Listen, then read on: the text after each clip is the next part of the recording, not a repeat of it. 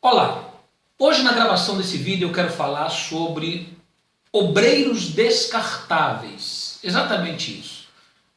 Você já viu algo que você usa quando lhe é conveniente, quando lhe é útil, quando lhe serve, porém, quando não lhe serve mais, quando não lhe é mais conveniente, quando não lhe é mais útil, você descarta, amassa e joga na lata do lixo? É assim que a Igreja Universal do Reino de Deus ela trata os seus obreiros. É sobre isso que eu vou falar aqui nesse vídeo e vou provar através de um relato. Antes, porém, deixa eu lhe apresentar. Para você que não me conhece, eu me chamo Nathan Silva, sou um ex-bispo da Igreja Universal do Reino de Deus, onde vivi por 20 anos. E aqui nos meus vídeos, nesse canal, eu tenho relatado tudo o que vi e tudo o que vivi nos bastidores dessa instituição. Espero poder ajudá-lo, tá bom? Com tudo que eu vou falar. Bem, eu vou começar a falar aqui sobre os obreiros. Outro dia eu conversava com um obreiro nas minhas redes sociais e ele disse o seguinte: olha, tudo sempre sobra para os obreiros. E é verdade. Os obreiros é como se fossem os para-raios que tudo que a igreja ela inventa fazer, tá? Eles fazem fiados nos obreiros, contando com os obreiros. Os obreiros são os primeiros que são chamados, tá? E primeiro é passado para os obreiros, porque eles são considerados ali, digamos, colunas, né? Os alicerces, os pilares. E os obreiros, por terem mais contato com os membros, então são eles quem os recepcionam a primeira vez que chegam na igreja, tem mais contato ali no salão, o pastor fica mais no escritório, voltar para o escritório, no máximo ali uma sala de atendimento, mas geralmente os obreiros, eles são mais sociáveis, são mais acessíveis também do que os próprios pastores. Então passa-se para os obreiros e esses repassam para os membros. Mas os obreiros são os primeiros que têm que participar. Se eles querem ser os exemplos, os modelos, eles têm que participar. E assim acontece quando a igreja, através de um bispo, da filha do bispo, lança um livro, por exemplo. Aquele obreiro é o primeiro que tem que comprar. Ingresso de cinema, lança lá um filme para bater a casa lá dos 11 milhões, tá, de espectadores que assistiram aquele filme. Os obreiros são os primeiros que têm que participar. E não só comprando, mas pegando ali talões com ingressos para vender. Então eles têm que ser modelo em tudo. Na época da política, esses obreiros, eles são aqueles que trabalham sem ganhar nada. Eles vão fazer o serviço ali de boca de urna, de entrega de folhetos, de panfletos do candidato. E é ensinado a ele o seguinte: olha, é uma oferta que você está dando, tá? Então é tratado como se fosse uma oferta. E naquele dia ele não ganha nada para ficar o dia inteiro ali no sol panfletando. E às vezes, malmente, chega um lanche lá, um pão com mortadela para ele comer. Quando chega, tá? Porque tem obreiros que tem que tirar recursos do próprio bolso para comprar um mantimento, um alimento, uma merenda, que às vezes sequer um mantimento é dado para eles. E isso também acontece com jovens. Ainda ontem eu passava num local e via vários jovens ali com jornal na mão, distribuindo nas ruas. E esses jovens, eles são tão usados para trazerem pessoas para a igreja ou para divulgar as coisas que a igreja faz. São eles que pegam ali os CDs, tá? Ou DVDs do filme 10 Mandamentos e vai para as ruas vender a 10, 15 reais. São eles que sabem distribuir os jornais. São com eles que é contado para fazer os movimentos. Mas não se vê a igreja investindo nesses jovens no que diz respeito nem a um incentivo, tá, a esses jovens se formarem, como também a se profissionalizarem. Você não vê a igreja, por exemplo, tendo nenhum projeto para empregar esses jovens. Você já viu? Bom, na minha época não tinha. De repente eu esteja enganado e hoje a igreja criou aí algum empreendimento tá? Para empregar os jovens do grupo jovem da igreja. Que eu saiba, não é do meu conhecimento, certo? Os empreendimentos que eu vejo a igreja lançar, como o último que lançou agora, um tal de Univer, né, para crer, que deveria, se fosse de acordo com a Bíblia, tinha que ser unicrer para ver, porque o ensinamento é esse, é crer para ver, não é ver para crer. Mas, como eles têm a própria Bíblia deles, tá, se sentem um dono da verdade, então eles colocaram lá Univer para crer, que é um ambiente fechado, isolado dentro aí da internet, aonde para as pessoas teriam acesso àquele conteúdo, tá, de vídeos, e pasmem, até de transmissão das reuniões do Templo de Salomão ao vivo. Então você paga mensalmente uma taxa. Aí uma membro outro dia escreveu um comentário e ela disse o seguinte: puxa vida, eu era da época em que passava o santo culto no celular, de graça pela televisão, porque as pessoas dão as ofertas para patrocinar a divulgação, propagação do evangelho para outras pessoas, não é verdade? Mas não, agora é cobrado. A reunião no Templo de Salomão, você quer assistir, você paga para assistir, porque é transmitida com exclusividade naquele ambiente fechado. E aí vão usar esses jovens, tá, que não têm acesso gratuito, mas eles vão vender aí o Univer para crer. Eu estou até vendo, não preciso ver para crer não. Eu estou até vendo, tá? Eu creio que isso que vai acontecer. Isso já está acontecendo enquanto eu gravo esse vídeo aqui. Bom, agora pasmem o que eu vou ler aqui, o que um obreiro ele me enviou, tá? Olha só como ele foi tratado de uma forma descartável. E ele diz assim: olá, tudo bem com o senhor? Ele disse: assisti todos os vídeos e continuo assistindo e vejo muita verdade em tudo que você fala. Sabe, quanto ao mendigo que você conta no vídeo, quando eu era de lá, então ele era obreiro na verdade, não é mais. Quando eu era de lá, uma vez marcaram uma reunião na sede com todos os obreiros, e eu fui. E lá foi passado um vídeo de um mendigo que estava com as mãos cheias de bichos e feridas. Eles disseram para que todos observassem nas mãos dele, pois se perceberia que era a mão de um obreiro que fazia envelopes e falava mal da fogueira santa. Por isso que a mão dele ficou daquele jeito. Naquele dia eu senti que aquilo era para colocar medo em nós, e senti que era tudo mentira.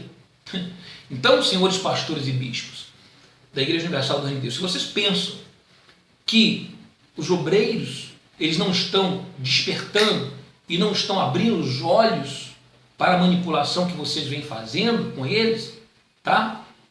Então saibam que tem muitos que estão ali, participam das reuniões, mas que estão com o olho aberto e o outro fechado, que não fecham mais os dois olhos, porque não confiam mais em vocês. E ele diz assim: mas pelo amor que sempre tive na obra de Deus eu permaneci. Foram 12 anos de obreiro e todo o meu ministério eu fiz núcleo. Para você que não sabe o que é núcleo, são aquelas reuniões em bairros, localidades, cidades que não tem igreja. Então ali uma casa, um membro disponibiliza uma casa e o obreiro se locomove e vai para lá fazer essa reunião, tá?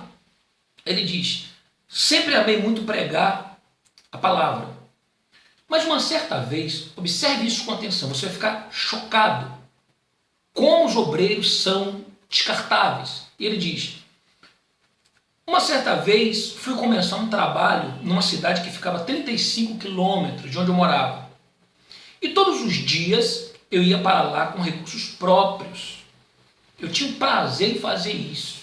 Quer dizer, nem dava passagem para ele. Era 35 quilômetros, ele pegava do bolso dele, ia 35 quilômetros, viajava todos os dias para fazer aquela reunião, porque ele amava pregar a palavra de Deus para as pessoas. Depois de 4 anos, consegui ter um número de pessoas que já dava para abrir uma igreja. E aluguei um salão que era pago com as próprias ofertas. Eu ia para lá todos os dias e era eu quem ficava à frente desse trabalho. Porque lá ainda não havia igreja. A distância dava 35 quilômetros só de mata.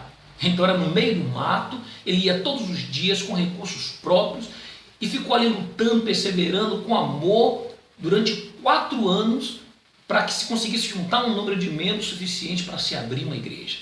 Agora imagine esse obreiro feliz, foi lá, alugou o salão e já havia números ali de membros que ajudavam com ofertas que era suficiente para poder pagar aquele salão.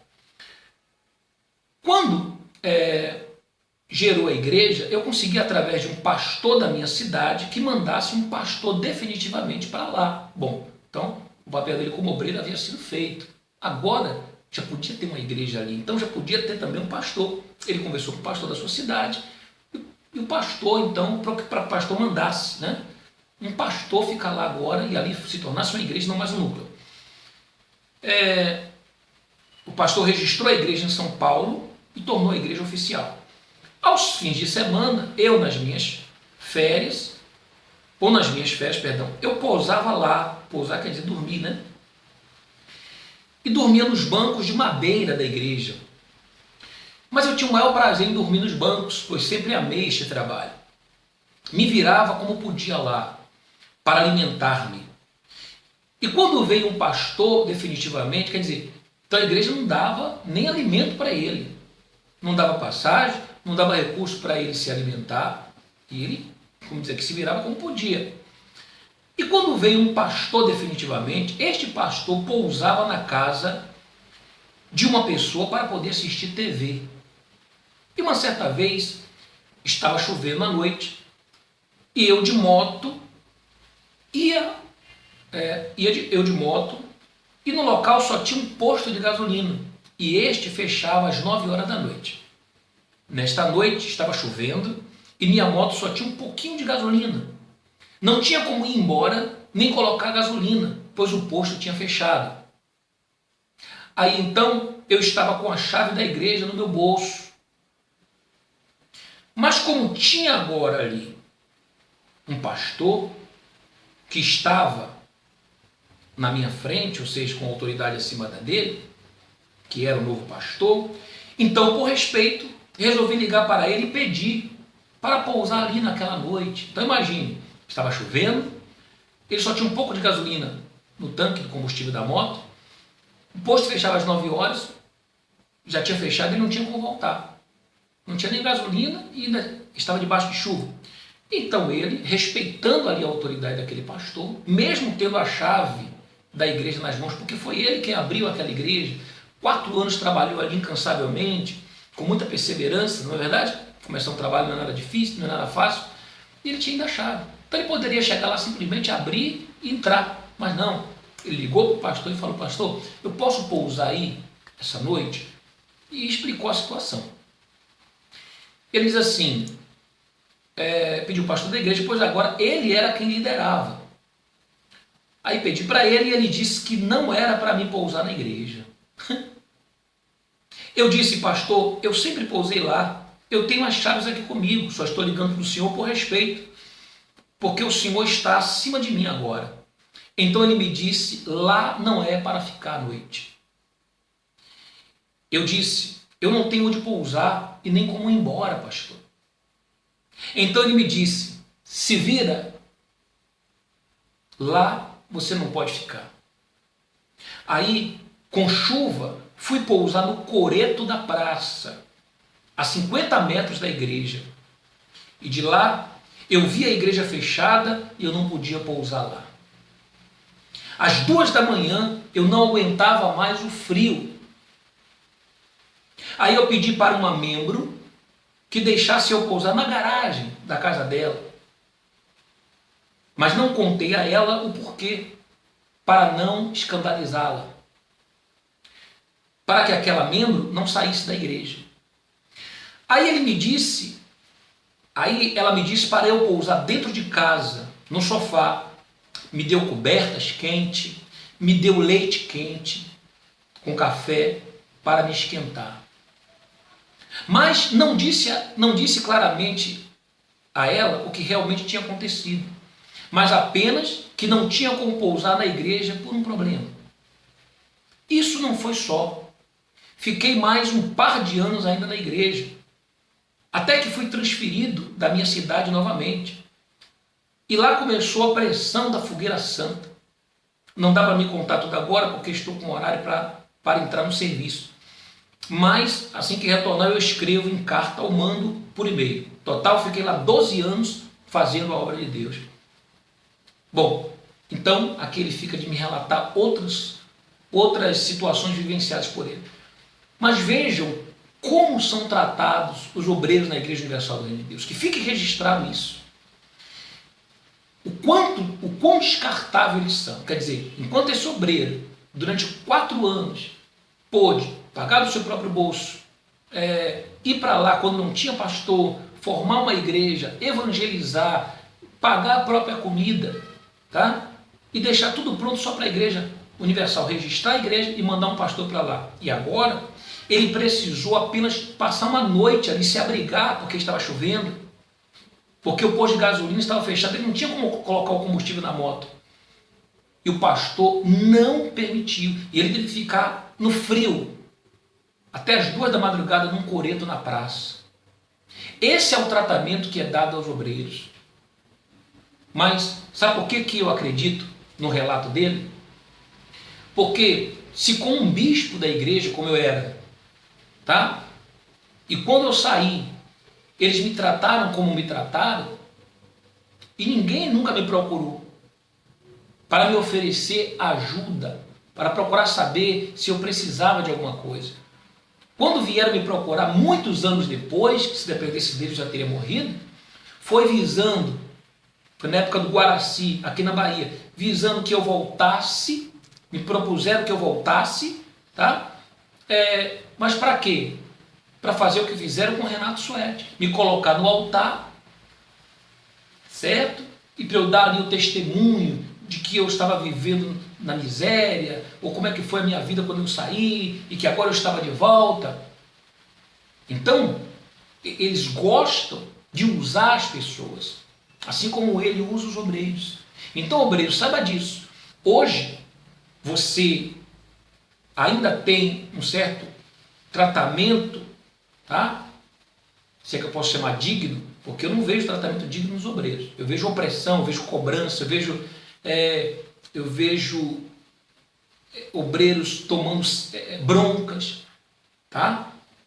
Mas porque você ainda tem alguma coisa para oferecer. Mas não tenha mais nada que seja interessante para eles ou útil para eles, que você vai ser descartado, jogado numa lata do lixo, tá? Então fica aqui o registro nesse vídeo, tá? Para todos os obreiros, fiquem atentos, tá? E esperem, porque o próximo será você, tá bom? E não pense você que porque tem milhares de obreiros aí dentro, tá? E você diz assim, não, mas conosco não aconteceu assim.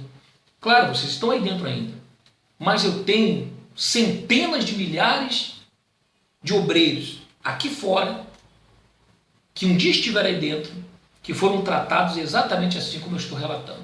E você acha que vai ser diferente com você? Ou você, pastor que está aí, ou você, bispo que está aí, me trataram assim? Você acha que com você vai ser diferente? Procure ver todos os que saíram, como foram tratados. E quando você sair, tomar a decisão de sair, ou por você mesmo, ou quando eles te tirarem, eles vão lhe tratar daí para pior, porque agora você não presta mais e por isso tornou-se um mero objeto descartável. Certo? Bom, se você gostou desse vídeo, eu peço que você dê uma curtida, um like aqui embaixo, dá um joinha aqui embaixo, tá bom? E compartilhe com o maior número de pessoas possível, compartilhe com algum obreiro, verdade? Ou aqueles que têm vontade de ser obreiros, compartilhe com eles essa história, antes que eles percam anos e anos da sua vida, como esse rapaz aqui, 12 anos, se doando, se dedicando, para depois receberem isso como paga, receber isso como paga, tá certo? E compartilhe com o maior número de pessoas. E se inscreva no meu canal, tá bom? Caso você deseje, se inscreva, e eu tenho preparado um material aqui exclusivo, uma mosca aqui, ó, tirando sossego. Então, um material exclusivo, tá? Que eu preparei aqui para você, dentro aqui do meu canal, tá bom? Se inscreva. Forte abraço a todos e saibam que os melhores anos da sua vida ainda virão.